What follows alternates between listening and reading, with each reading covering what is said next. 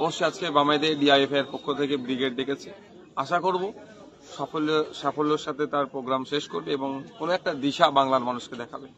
মানে আমন্ত্রণ পত্র পেয়েছিলেন? না না, ওরকম কোনো ব্যাপার না, এটা তো সংযুক্ত মোর্চার ব্রিগেড নয় যে আমন্ত্রণ করতেই হবে, এই ধরনের কোনো ব্যাপার না, এটা ডিআইএফআই করছে, তাদের একান্ত ব্যাপার।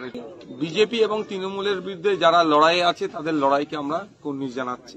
ব্রিগেডে হয়তো ফিজিক্যালি প্রেজেন্ট না থাকলেও মেন্টালি প্রেজেন্ট থাকছে ওখানে। ওই ব্রিগেড সমাবেশে যেটা হচ্ছে আজকে তার সফলতা কামনা করছি এবং আশা করব আজকের ব্রিগেডের ময়দানে ডিআইএফআই যেটা ডেকেছেন এখান থেকে একটা দিশা বাংলার মানুষকে দেবে।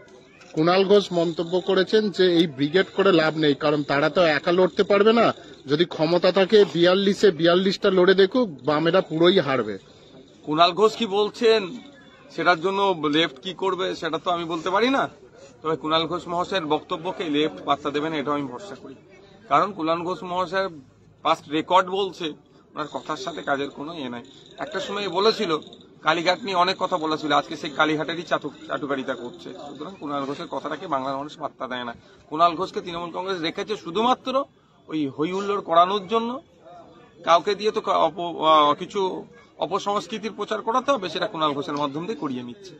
সন্দেশখালীর যে ঘটনা, শেখ শাহজাহানের বাড়ির কেয়ারটেকার যে অভিযোগ দায়ের করেছিল তার পরিপ্রেক্ষিতে ইডির আধিকারিকদের বিরুদ্ধে মামলা রুজু করল পুলিশ।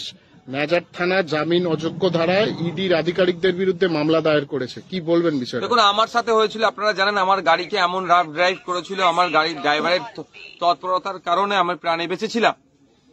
তারপরে কি দেখলাম যে ড্রাইভার করেছিল সে ড্রাইভার আমাদের বিরুদ্ধে মানে থানায় অভিযোগ দায়ের করলো, সেটা এফআইআর হলো। আর আমি যেটা করলাম যে যেভাবে একাধিকবার আমার গাড়িকে সাইড চাপছিল এবং আমাকে ভয়ঙ্কর দুর্ঘটনার সম্মুখীন করতে চেয়েছিল, এখনো পর্যন্ত সেটা এফআইআর টুকু হয়নি।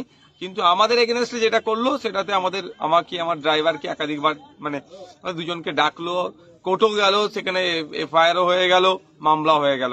ব্যাপারটা হচ্ছে প্রশাসন পুলিশকে দিয়ে শাসক তার দলটাকে এখানে চালাচ্ছে, যাদের মাথা ফাটালো তাদের বিরুদ্ধে এক প্রকার মামলা রুজু হয়ে গেল।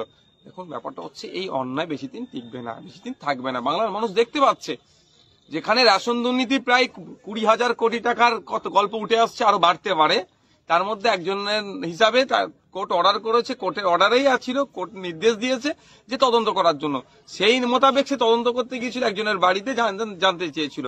এটা তো অপরাধের কি আছে? আমরা কদিন আগেই তো দেখলাম মদন মিত্রের বাড়ি, ফিরাদ হাকিমের বাড়ি গিয়ে তল্লাশি হয়েছিল, আবার খালি হাতে ফিরে এসেছে। তো শাহজাহান সাহেবের বাড়িতে গিয়ে তল্লাশি করতো, যদি অনৈতিক কিছু না থাকতো খালি হাতে ফিরে আসতো। এভাবে সাধারণ মানুষকে আর পার্টির লোককে নিয়ে যেভাবে অন্যায় হয়েছে, বিচার ব্যবস্থাকে প্রভাবিত করার চেষ্টা হচ্ছে, বিচার ব্যবস্থাকে বাধা দেওয়ার চেষ্টা হচ্ছে, এর জবাব কিন্তু আগামী দিনে ওই মানুষগুলোকে দিতে হবে।